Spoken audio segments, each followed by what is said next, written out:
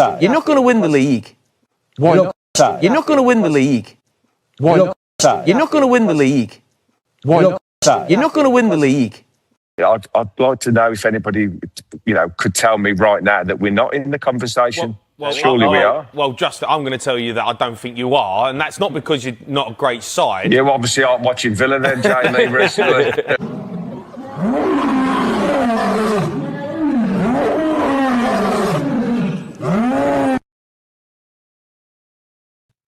Hello and welcome back to Justin Talks Villa for the Monday night phone-in show. Hope you're all well. We've got a special guest who we'll bring on in a minute. Just a couple of little things to go over with you before we bring him on. He's primed and ready to go. So this is a couple of little bits and bobs we'll deal with. I'll go over this again at the end. I've got a couple of friends who are in the fan advisory board for Aston Villa now, and they have created a website, and they would be very much appreciated if you could go over there and share this, spread the word. It's avfcfab.org, and you can subscribe to that with your email address, and you will get all of the fan advisory board notices, information, minutes for the meetings whenever they come out. So if you want to go over and just subscribe, put your email address in, that would be absolutely fantastic. Thank you very much. Right, that's that one done. Next one. Be the Stars poster. A friend of mine owns this business. They are really, really good. And he's offered me the chance to offer you a 10% off code for Christmas. So if you go over to bethestarsposters.com, and it is JTV10 gives 10% off. You go onto the Villa page. You will get there's a buy two get one free in the sales section currently, and any purchases using that code will also receive this poster, which I'm showing on the screen here every week we follow. So you not only get 2 for 1, 10% off, and you get the free poster. What more could you want? And the last one, Jacob, who you know I got that lovely jumper from, go and support him on Instagram because he's a great young lad. He set up his own business doing bespoke football memorabilia and merchandise. Fantastic. So if anything you need for Christmas, I know it's getting pretty late, so if you're leaving it this late, you might be in trouble, but there you go. That is it. Okay, that's enough of that. Let's get on with the main part of the show. And I am delighted to be bringing on my very good friend, Mr. Kevin Gage. How are you, Kev? I'm very, very good, Justin. Thanks for having me on tonight. Looking forward to it. It's fantastic. Yes, Kev is I got to know Kev a few months ago through, I don't know how we got talking, to be honest, probably through one of the guys that I'd already spoke to on the pod before. I think it was Gary Thompson. Gary Thompson mentioned my name. Wasn't it? Yeah. And I said, have you got anybody you might think would be good to get on? And he said, yeah, Gage is a great guy. So I got him on. We had a cracking chat down at Chasetown. So if you haven't watched that already, go and watch that. All about Kev's journey through football, really. It's a fantastic story. Really interesting through all 4 divisions, was it, Kev, with Wimbledon? Yeah, initially, yeah. I started age 16, 17, straight from school at Wimbledon in the old 4th division, if everybody is old enough to remember that. Yeah, there's played in all the divisions. You're in the right wheelhouse here for this, because we're all a lot of fans. In fact, I saw a comment earlier here. I'll bring this one up. John said, was in Kevin's boozer before the Leeds game a couple of weeks ago. There you go. So you got a fan already. Yeah, we hosted 150 Villa fans for Steve Goff's Premier Travel, and they come up whenever they're in the area. They come up and invade us for about 3 hours and drink us dry. Yeah, it's all fantastic. What's the name of the place? I should know this, but it's called the Manor House Hotel. It's in Dronfield, isn't it? It's in Dronfield, correct? Yeah. Right. Just so if you're ever near up that way, then go and drop in and have a pint with Kev. So, original member of the Crazy Gang, signed for Villa in June '87 for $250,000 by Sir Graham Taylor. First season. I'm going to say this because you always tell me anyway. League and Cup ever present in that season, the first season, which was what a phenomenal thing that is to go through, Kev. Yeah, I'm really quite proud of that. I mean, I didn't win loads of cups and trophies, etc. But that's one of the things I always like hang my hat on, especially with the Villa connection. So yeah, it takes them doing 51 games, every single game of that season, including all the bloody pre-season friendlies as well. So yeah, it's probably getting on for 60 to be honest. But yeah, obviously you have to be a bit lucky with a few injuries, etc. Of course you do. I had a few niggles and stuff, but nothing to stop me playing. Yeah. Yeah, so it was a good start to my Villa career. And of course, we got promotion that year as well. So yeah, promotion. Yeah, I was going to just come on to that. So you got promotion, you went up, and then this is why I think this would be really interesting to talk to you tonight, especially given what Villa are currently doing. Within, 2 seasons, you were then pushing for the title, wasn't you? Yeah, kind of consolidation, like bottom third in the second season. And then Graham Taylor made some very, very good signings. Obviously, Paul McGrath is what everybody talks about. But Kent Nielsen was another brilliant signing. Cowan's really got going. David Platt came to the floor. Tony Daly blossomed into a fantastic winger. Ian Olney came into the side, and we just created this kind of team that went on. We didn't start particularly well, much like Villa this season. We got into this winning run, and we just kept going, and confidence built. And yeah, we just narrowly lost out. Well, I say narrowly, it was 9 points in the end, but for a much part of the second half of the season, we were top of the league at one stage, and we were pushing Liverpool all the way. Yeah, toe to toe, wasn't you? You just mentioned Paul McGrath, actually. We've been doing this thing over the last few weeks where I've been asking people to vote for their Mount Rushmore of Aston Villa, and this is what we've finished with. Last week, we got the last person in. So we've got William McGregor. I don't know the guy next to him, but I know. No, that's Frederick Rinder, and we had a fantastic chat with a guy who watches the pod a few years for a long time. He's been a follower of Villa, and he mentioned Frederick Rinder, who is a huge part of Aston Villa's history. Obviously, my favourite Aston Villa player of all time. Sorry, Kev. Sorry to say that, mate.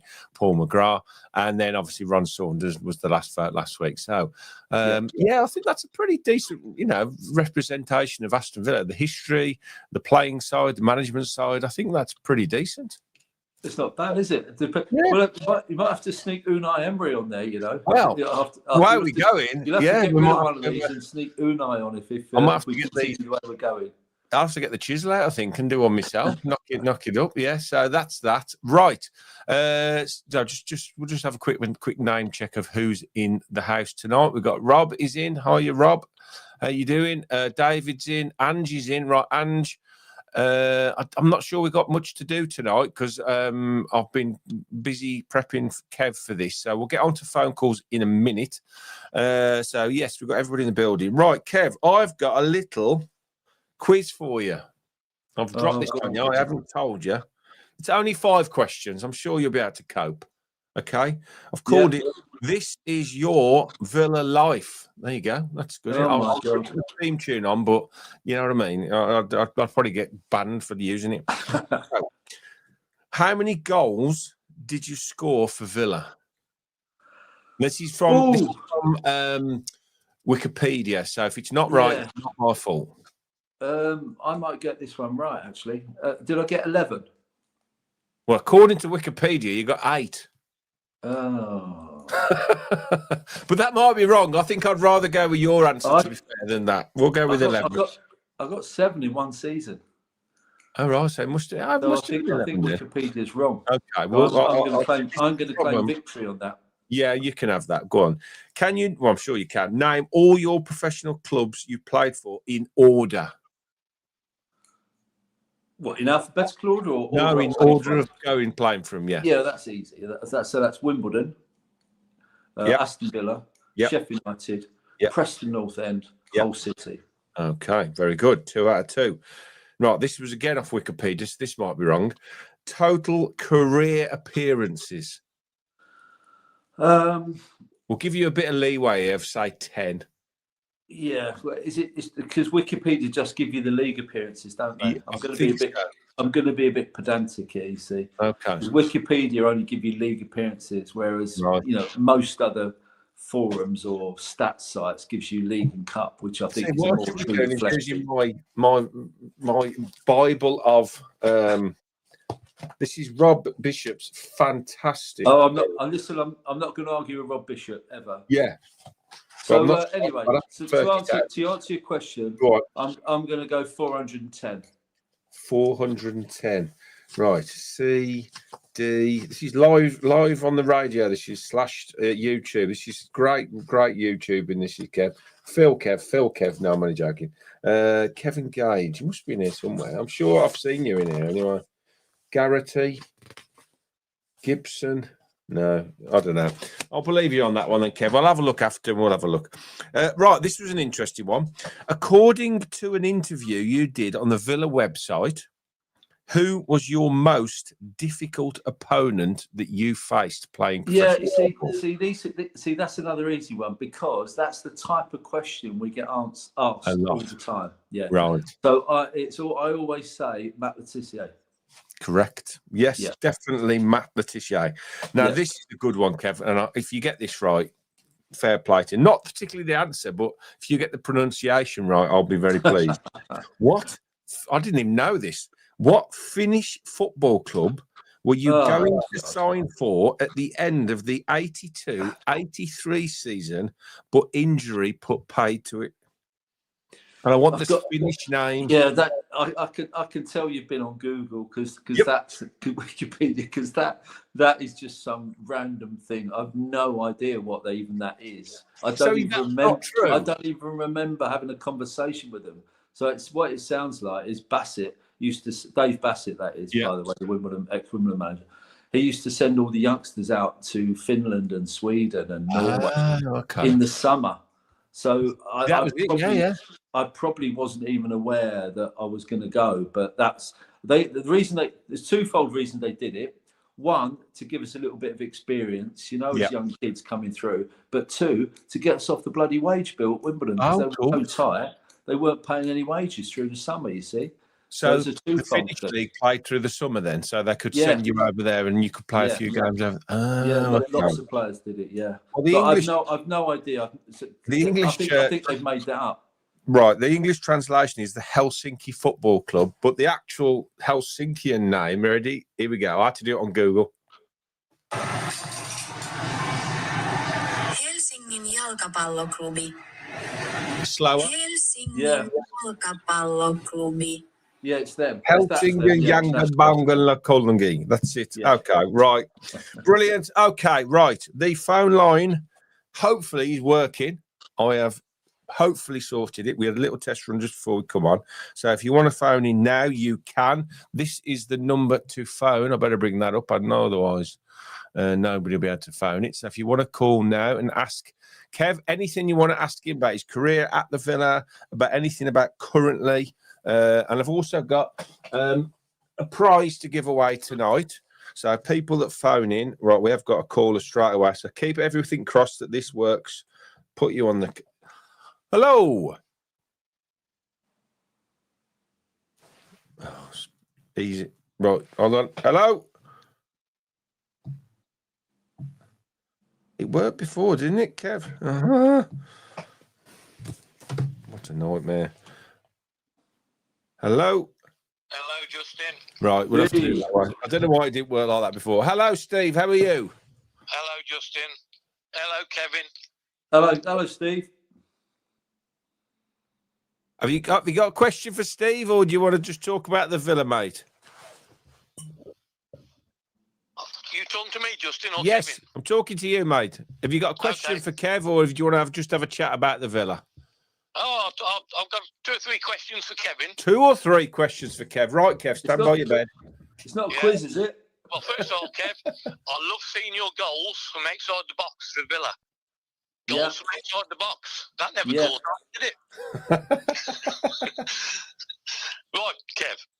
When you book a holiday to Mallorca, do border control ban you from the country?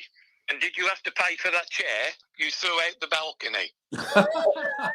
He's watched the podcast, Kev. Oh, God. He's obviously watched the old Gary Thompson podcast, hasn't he? Yes. Yeah, so guilty as charged. Guilty as charged. I did throw a chair off a balcony in Mallorca, in Magaluf, actually. after coming in slightly the worse for wear, watching Wimbledon win the FA Cup. Yeah.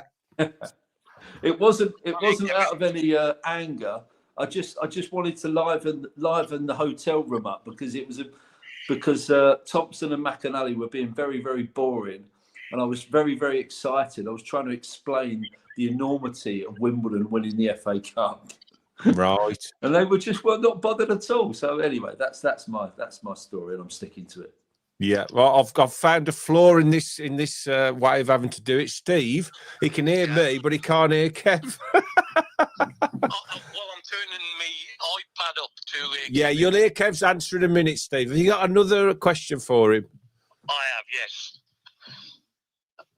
Okay. Yeah, go. So, how many former Villa players do you have on your mobile, and do you keep in touch with them?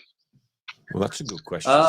Yeah, another good question. So yes, I've got, off the top of my head, I would probably say about a dozen, to be honest. Can I have them numbers, Kevin? I do keep in touch with them because I'm very fortunate, to be honest, Steve, because I'm now one of the club hosts on a match day for all the hospitality suites. So there's upward of 20 players, sometimes as many as 20 ex-players who go around the hospitality suites, and I'm one of the people on the mics who do the Q&As. And I actually saw you, Just, didn't I? Yes, a couple of weeks ago in one of them. Yeah. So there's quite a few on my mobile. So I've been going back down to Villa as like an ex-player to do the hospitality role for. I was working out the other day because it was since the Trinity Road stand was upgraded and refurbished. So that's getting on for over 20 years now. So I've been going back maybe half a dozen times a season for a long, long time. But this season, I've got this new role, so I'm there every single game.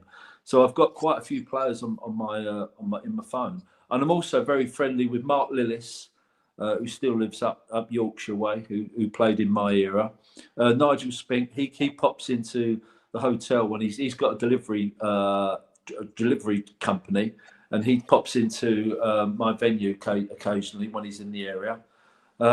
So quite a few players, to be fair. We do keep in touch with each other. And going down as an ex-player and doing the job that I do, very fortunate because I meet not just players from my era, but I've met players from lots of other eras as well. You know, older players, some of the absolute legends, of course, like Morley and Alan Evans and Des Bremner and Mortimer and people like that, but also players from a slightly different era. So Lee Hendry's there. I spoke to James Chester was there the other day. Nathan Baker. Some of the younger ones. Mark Albrighton was there. So it's nice to meet some of the younger ones as well. Did you get that, Steve? I managed to put. Yeah, you've done something. I can hear Kevin there. Yeah, I put it on the loudspeaker. Okay, last question I got for Kevin then. How did you treat the warm-up, Kevin, before the game? So I've noticed the opposition come out 40 minutes before the game.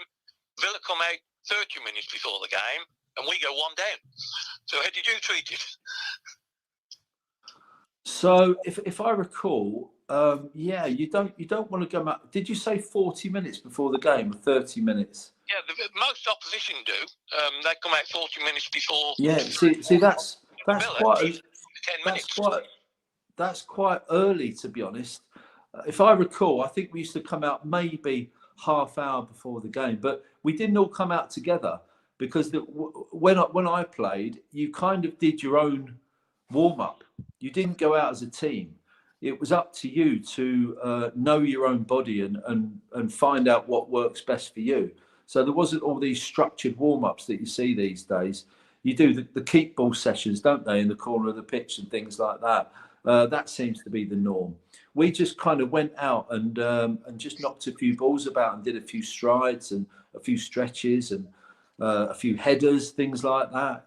A few shots at goal if you're a striker, just to get a feel of the pitch and a feel of the atmosphere, feel of the weather conditions, etc., etc. There wasn't all these structured warm-ups with loads of cones and what have you about that you see these days. So it was very much left up to the individual to work out what what worked for them, if you know what I mean. What did the As long crazy as you, as long as you were just ready for the start, that was all that mattered. did the crazy gang just have 10 points in the dressing room before the game? Was that their warm up? Yeah, and a few fights, obviously. A few fights, yeah. Have you got any other questions, Steve? Or do you want to? What about the Villa currently? I'll talk about the Villa. That's Yeah. fine. That's enough questions. I'll let everybody else give Kevin some questions. Okay. So, about the Villa, yesterday. Yeah. First thing I want to say is I loved the commentators' ending remarks. Uninvited, unexpected, unstoppable. I loved that at the end of the game. Yeah, it was very good. I think Rob messaged me that actually. It took a nerve with him as well. I've got a question for you, and I'll ask Kev this as well. Go on then.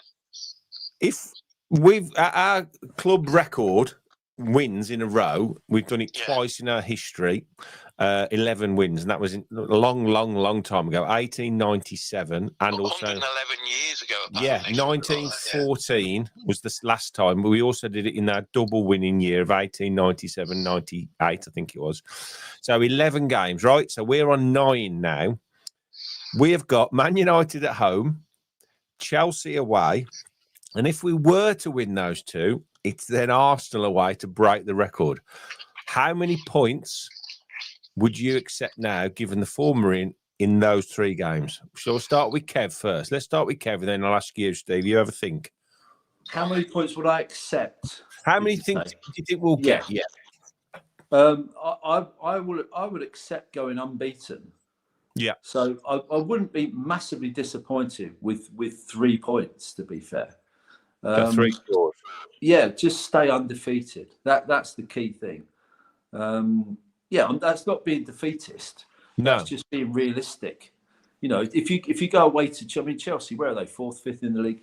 You go away to Chelsea and you get a point. You've done very, very well. And Arsenal are top of the league. You go to Highbury, not Highbury, is it? Whatever it's called, Emirates, and get a point. Yeah, you're going to be happy.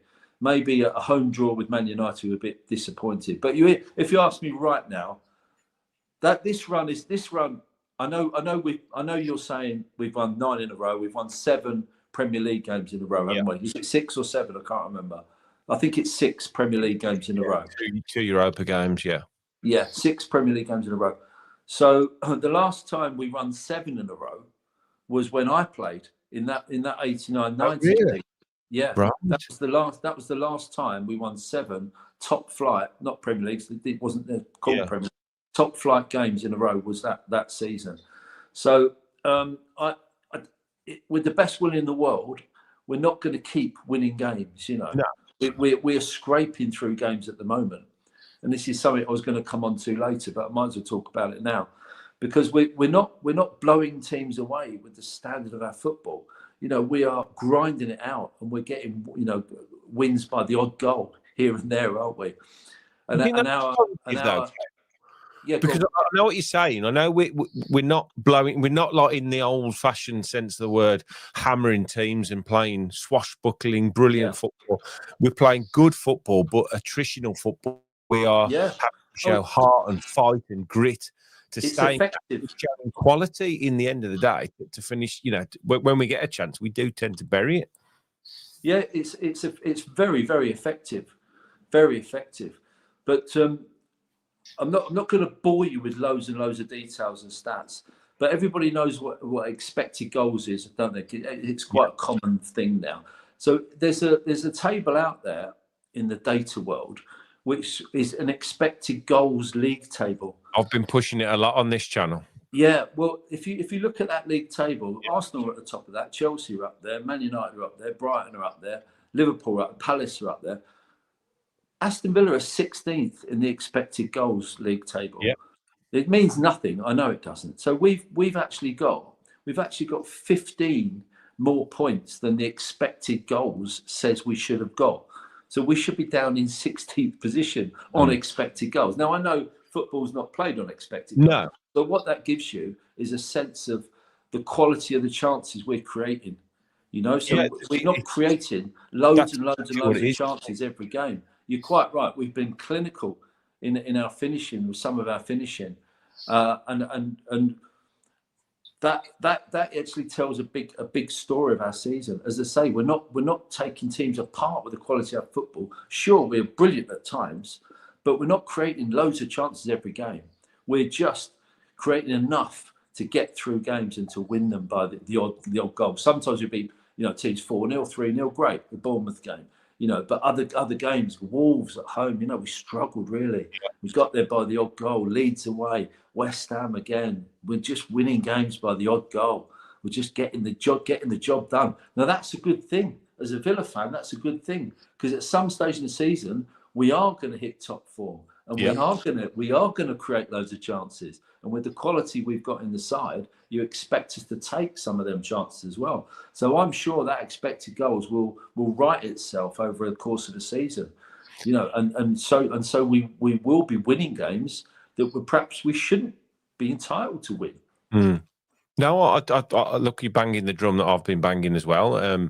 And I think the two big points on that is, one is we're playing effectively without a striker at the moment because Ollie's just struggling. I mean, he did look really off the pace yesterday. I think there was one moment where somebody put him through on a one-on-one and he just didn't look the player that he did 2 years ago. And I know he's got this continual problem with his leg, or I don't know what exactly it is.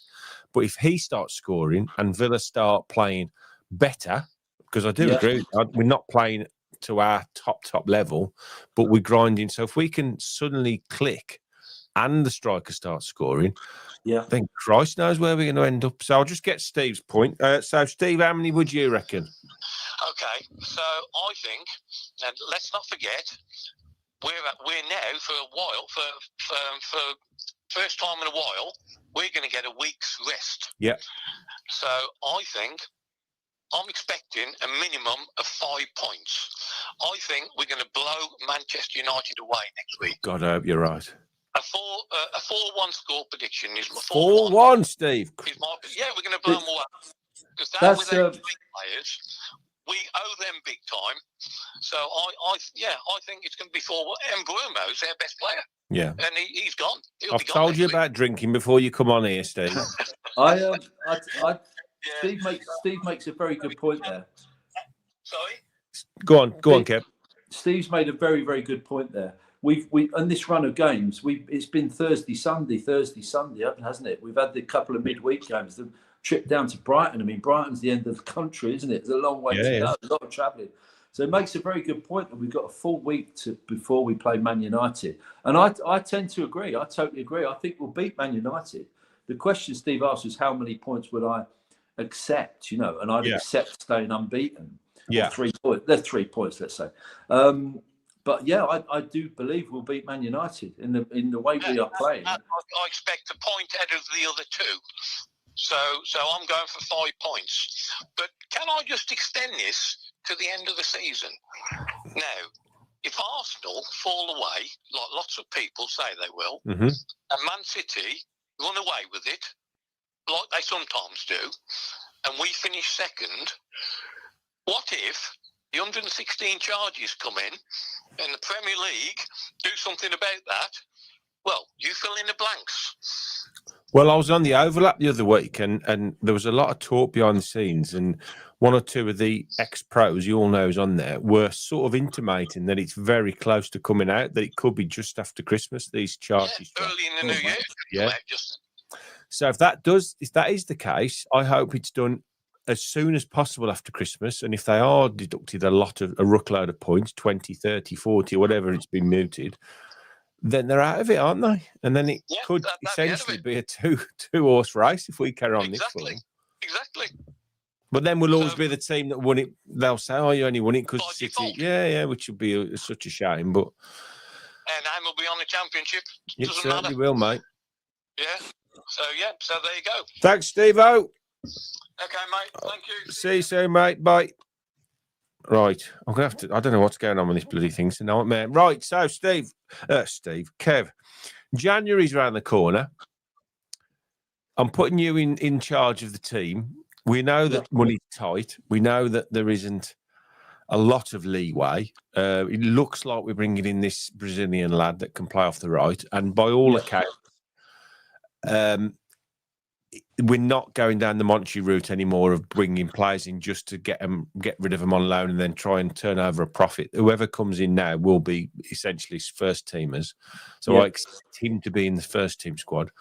If there is a bit of money knocking about, and it might be freed up by the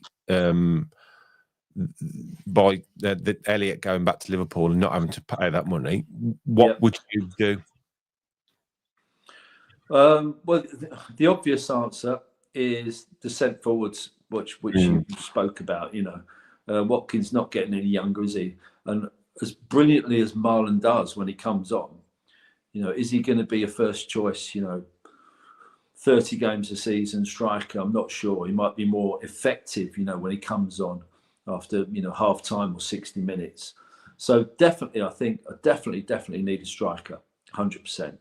So is there anyone you would think we could get, possibly? I genuinely don't think we're going to buy a striker. That's my gut instinct. From what I'm hearing from the club, I think it's one player, and the only way we bring anyone else in is if somebody goes out, which, again, I don't really see happening. Well, you know, you've asked me a question. That's where I see it. Whether it would be a young kid coming through or with potential, I don't think we need an experienced striker. But the other end, I'm going to go for the other end of the pitch as well, to be honest, because as good as Martinez is, I don't particularly enjoy watching our reserve keeper. Izzo. No, it gives me you know the heebie-jeebies when he comes for things, and he's made too many mistakes in my book. Yes, he can make saves. That's all keepers make saves, don't they? He doesn't look to be particularly commanding goalkeeper, either of his area or, you know, in general. He's nowhere near as good on the ball as Martinez is. But then there aren't many keepers in the world who are as good on the ball as he is. So we're expecting a lot. But I just think he may not be up to the standard that we require of a second team goalkeeper, second string goalkeeper. Yeah, I think in the long run, we will have to buy we're going to have to buy a keeper, aren't we? Because Martinez isn't going to go on forever. But I mean, I was really impressed with Bizzo at the first couple of 3 games this season when he was deputising. You know, he was excellent. But I do agree that recently, when he's been called upon, he has looked a little bit off the pace. And I don't know what that is. Whether it's, I don't know. I really don't. Whether he's not getting it, because everywhere else he's been in his whole career, he's been first choice and he's played regularly week in, week out, and he's come to Villa at you know, a decent age. So he's come, obviously, he knows he's going to sit on the bench. Yeah. And he doesn't seem to, he maybe is the type of player, I mean, you'd know better than me. I'm not, you know, never been a professional footballer. Not playing week in, week out, you can't get that match feeling, can you? Do you think that's a big thing?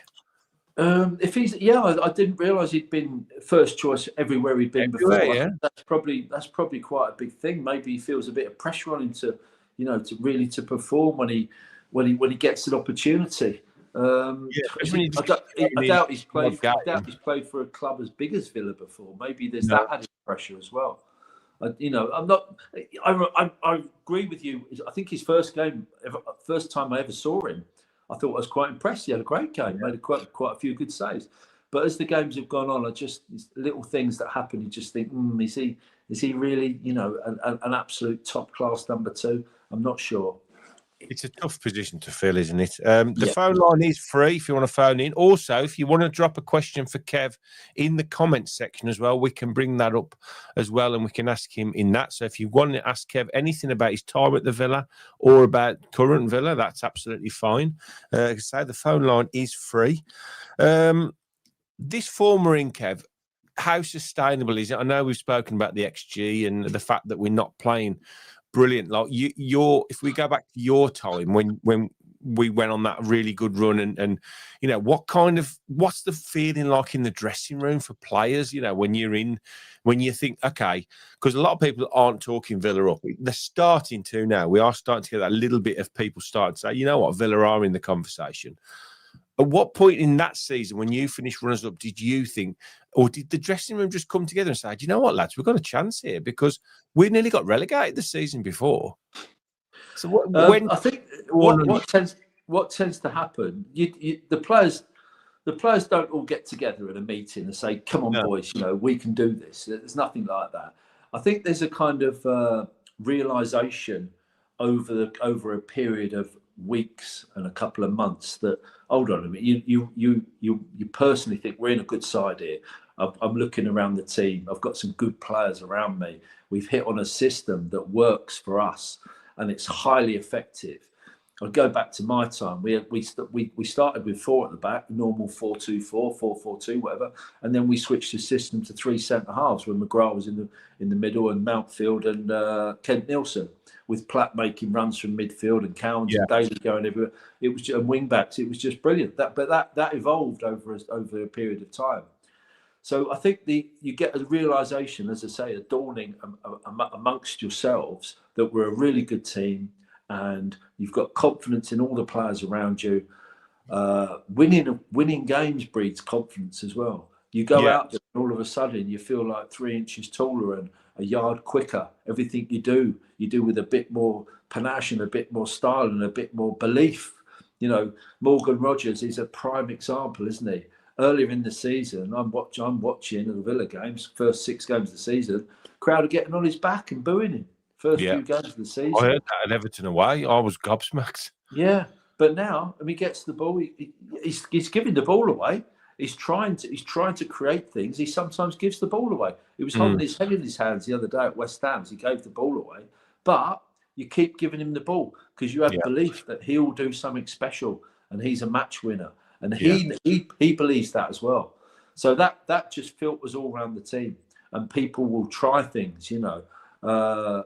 Forwards will try and beat that player rather than just get hold of the ball, lay it off, but making the easy pass. They've got the confidence to try something, to try a little bit of creativity. You've got midfielders who not just passing the ball square, just keeping possession for the sake of it. They'll get the ball and it'll be 1 touch, 2 touch, and they'll see a gap and they'll try and thread that pass through, you know, the defence. So that's where we're going, doing the right things. And I don't think that's going to stop either.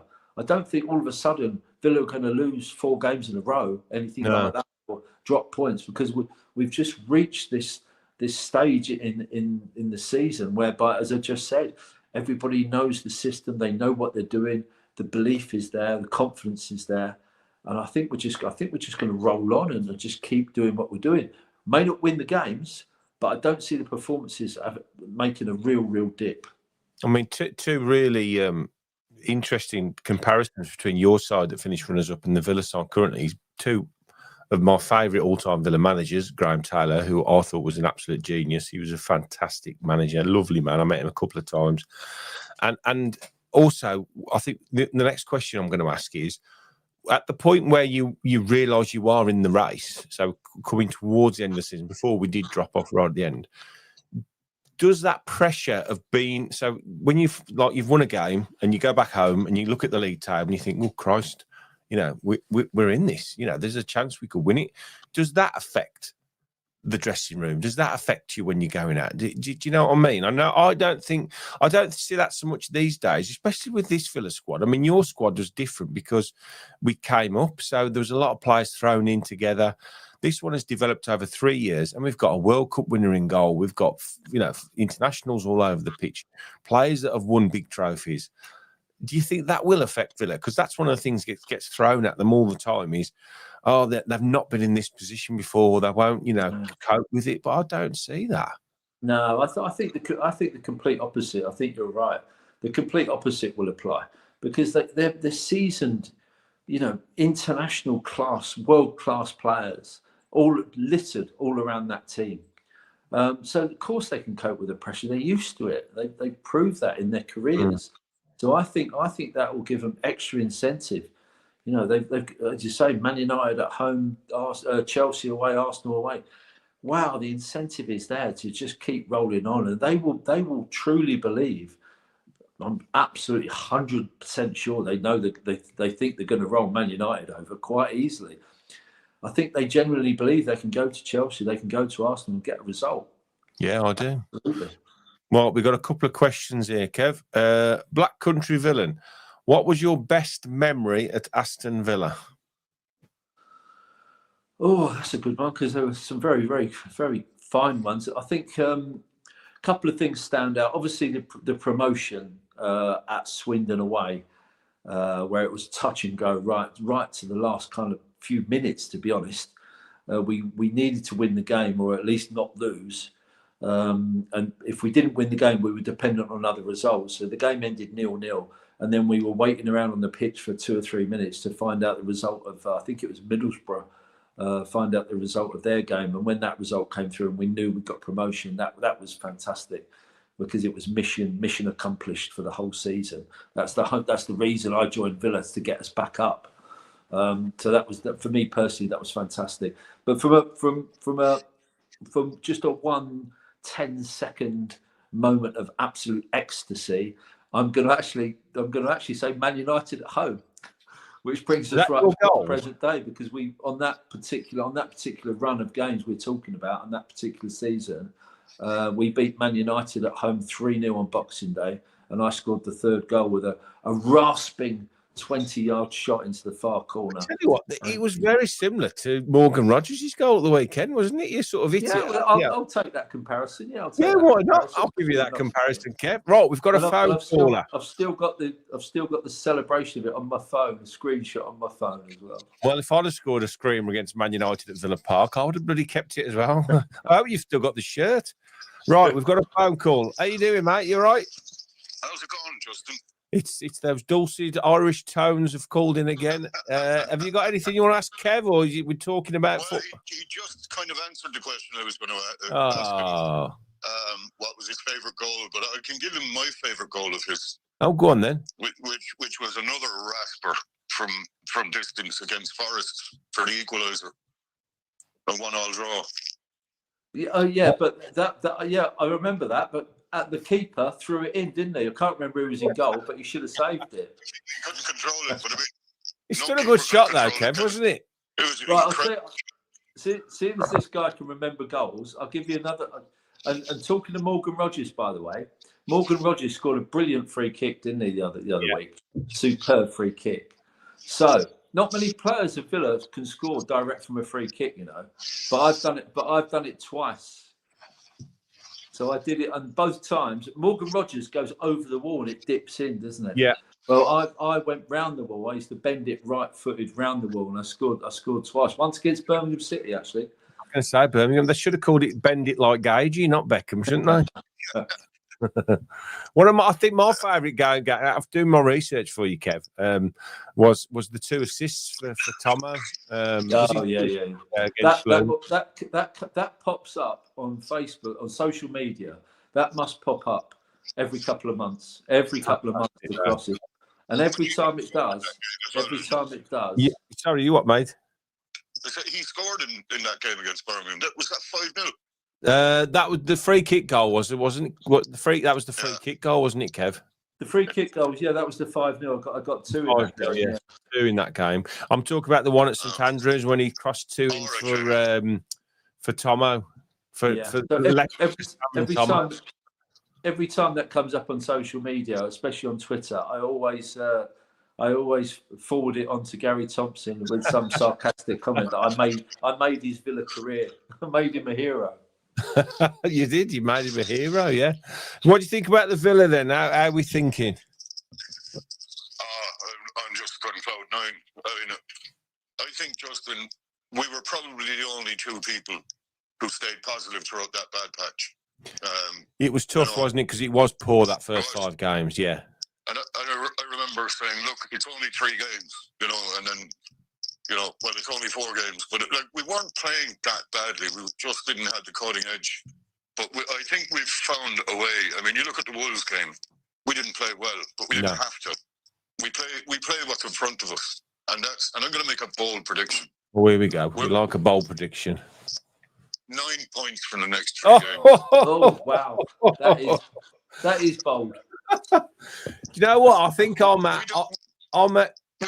We don't know how to lose, Justin. We don't at the moment. No, we've got a resilience. Definitely a resilience to us. Yeah.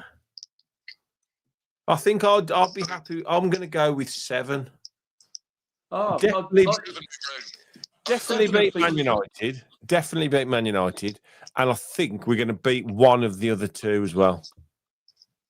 I think the reason I'm confident about Arsenal is it's so soon after we beat them. Yeah. But there's a bit of rabbit in the headlights kind of territory there. I mean, with Chelsea, they've Casino back after his ban for us. Yeah. You know, he worries me. He's a But good player, they yeah. don't generally worry me. No, I think we're on a par with them. I think the Arsenal game will be absolutely fascinating. I mean, to play them so soon after what we did to them at Villa Park.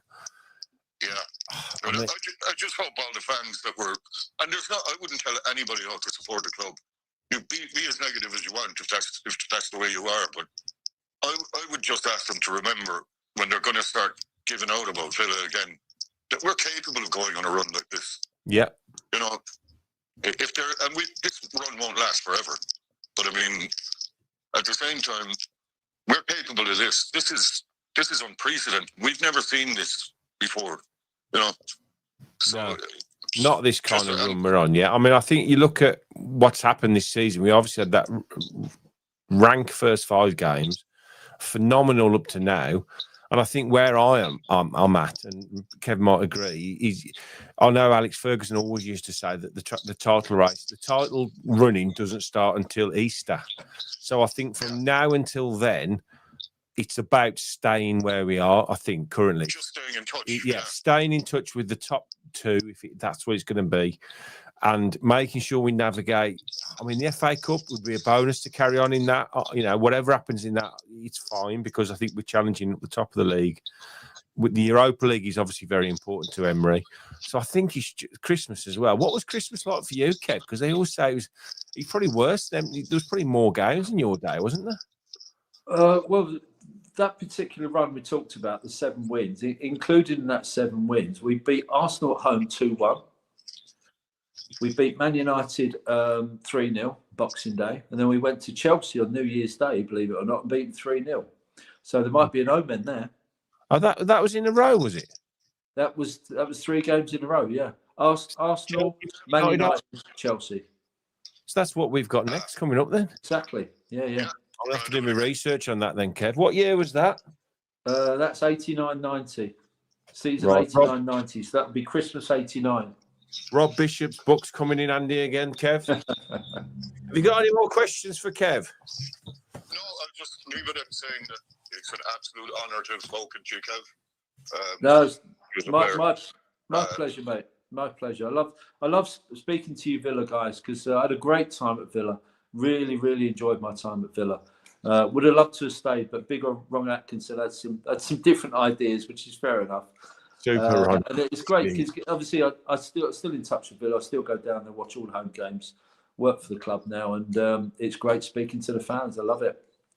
You know what? Thanks, Kev, and thanks for the phone call. That's really kind. I'll speak to you again soon. Take care, Justin. Up the Villa. Up the Villa. Up the bloody Villa. I've just looked at this now. I've got it up here, Kev. Manchester United, Arsenal, and Chelsea in a row, which is what we're facing next. That's weird. You've said that. So, Man United, we beat 3-0. Do you know the 3 goal scorers? I'm going to go Platt. Yep. Daly. No. Don't know. Not sure. Only. Okay. And you. Yeah. Second game, Arsenal at home, 2-1. Platt and Mountfield. Yeah, I can give you one of the scorers of the Chelsea 3-0. And the Chelsea was away, 3-0. Who's the 3 scorers? Well, I'm gonna put my hand up for one of them. Yeah. Me. Platt again. Yeah. Daly. Daly, yeah. Yeah. So in that, when we finished runners-up that season, we played the 3 teams we're playing in the next 3 games at more or less exactly the same time of year. Yeah. And we won 3-0, 2-1, and 3-0. Yeah, we settled for that, wouldn't we? Is that an omen? That's an omen, that is. Can you put your boots back on, Kevin? Score 2 more goals. Is that all right? Right, I think we did have a couple more questions here before we've got another about 10 minutes. So the phone line's free now. I just need to go back up and find these questions. Apologies if I missed them. If you want to put them back on, you can. Oh dear, how long ago was I? No, we've had that one. Oh, David, why don't players set targets anymore? Got a phone call. Targets. What do you mean by targets? I don't understand. You Probably mean like the goal manager targets say or? we're going to win the league or stuff like that, maybe. I don't know whether individual targets or I think managers would have 2 seconds. would have an idea of how many goals they want their strikers to score, etc., etc. I think that's only the kind of individual. Oh, here we go. Yeah. Yeah, I mean, I think they probably do it internally. 15. They probably do it internally, but they don't make it well known. Maybe. Yeah, I mean, I don't think many strikers. Obviously, they're all about goals, aren't they? Yeah. Strikers are judged on their goals. I don't think midfield, unless you're an out goal scoring midfielder like Lampard or someone like that. Platty. Yeah, people like that, or Cole Palmer or Morgan. You know, he's a midfielder, he's not a striker. So I think he would have an idea of how many goals he would want to score, but you have to look at the bigger picture. And if your team's going to win the league and you only contribute 4 goals as a striker, but your team wins the league and you play 30 games a season, you're not going to be too disappointed, are you? No, it doesn't matter. Midfielders, yeah, they can chip in with goals. Of course they can. But midfield goals are a bit of a bonus, really, aren't they? Absolutely. You're not expected to get 10 goals a season. No. Hello, who's this? Hello, Justin. It's James. All right, James. How are you? Yeah, not too bad, thank you. How are you and Kev? I'm all right, mate. Have you got a question, James? How good was David Platt? How good was that? That's a good question. Yeah, so David Platt came from Crewe, £200,000, and so you cost more than him, Kev. Hey, you cost more than Platty. Oh no, yeah. So he didn't have a massive impact at the start. It took him time to settle into Aston Villa. He played. He didn't go straight into the team. He was kind of in and out the team for a while. It was only in the second season, really, that he kind of embedded himself into the team. But even in his second season, he wasn't absolutely fantastic. He was in the team. He was in the team. And playing well and scoring the odd goal. He was up front with McAnally and used to flit about in midfield. But it was in that third season, really, that the season we're talking about where we finished second, where we hit on this style of play. Sometimes I was in midfield with Cowans and Platt was there as well. And because we were the two central ones, it allowed him to just run forward. And that was his game. He used to run forward and get himself into the penalty area. So he was probably a bit of either a deep lying centre forward or an attacking midfielder, finding that gap between. But like he wasn't 10. An 8. He wasn't a creative footballer. He wasn't a creative number 10. He was a runner and a goal scorer, and his timing was superb to get on the end of crosses and passes into the box. And he developed into a brilliant finisher as well. Clinical finisher. But I think he'll be the first person to admit, when he was at Villa anyway, he wasn't technically brilliant. He's not as good as Gordon Cowans, people like that. His game was all about being mobile and athletic and getting on the end of things.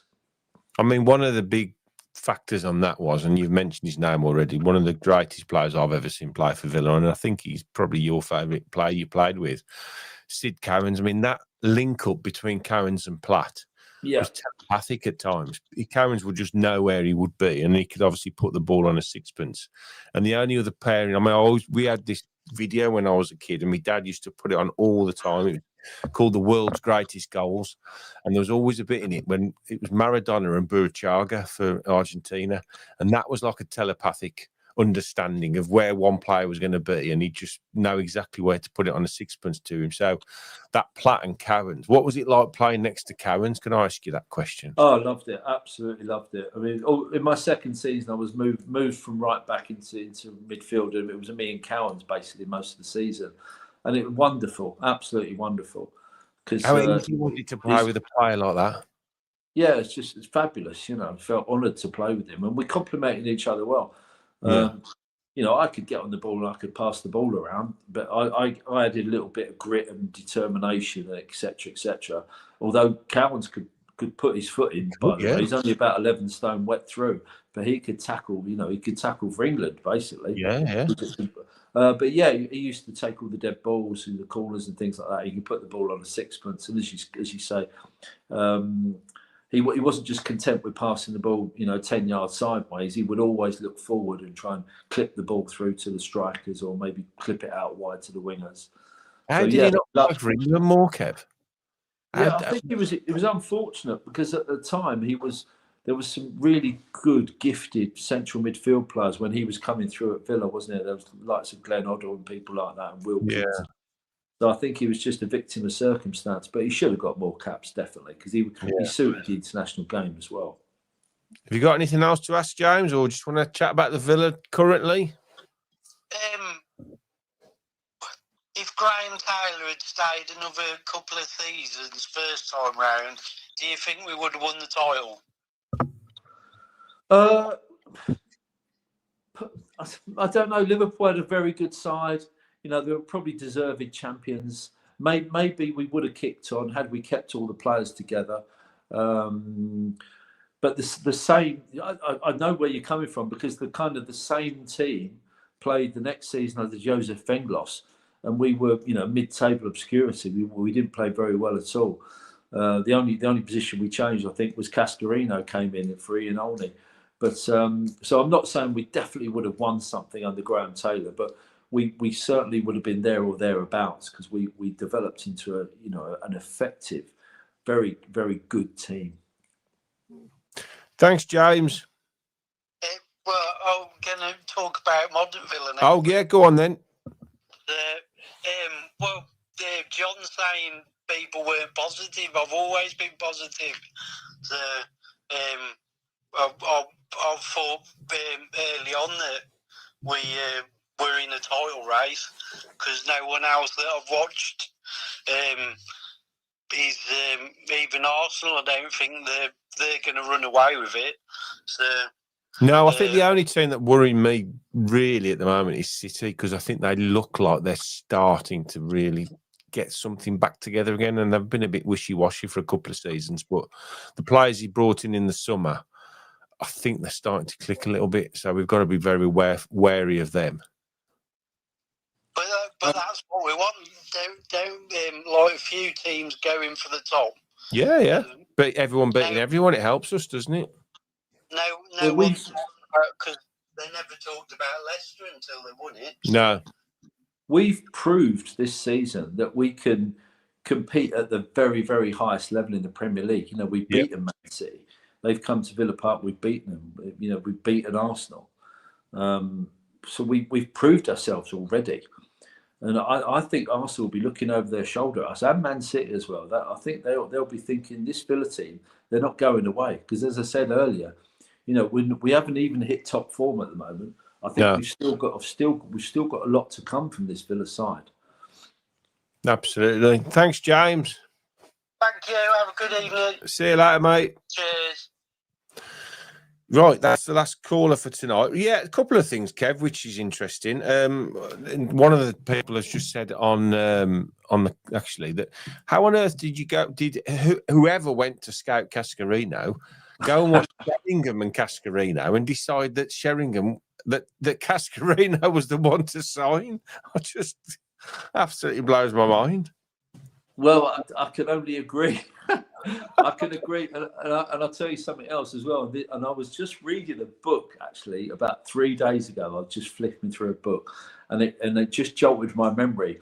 And for a few weeks after we signed Cascarino, we started to nickname him Ted, as in Teddy Sheringham, because we all wished we'd signed Teddy Sheringham. The other one, because I mean, it's a bit harsh. It's a bit harsh.